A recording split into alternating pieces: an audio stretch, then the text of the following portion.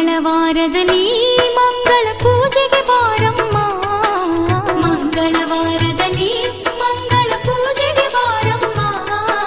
ಶುಕ್ರವಾರದ ಪೂಜೆಗೆ ಒಲಿದು ಶುಭವನ್ನು ನೀಡಮ್ಮ, ಶ್ರೀ ಚೌಡೇಶ್ವರಿಯಮ್ಮ.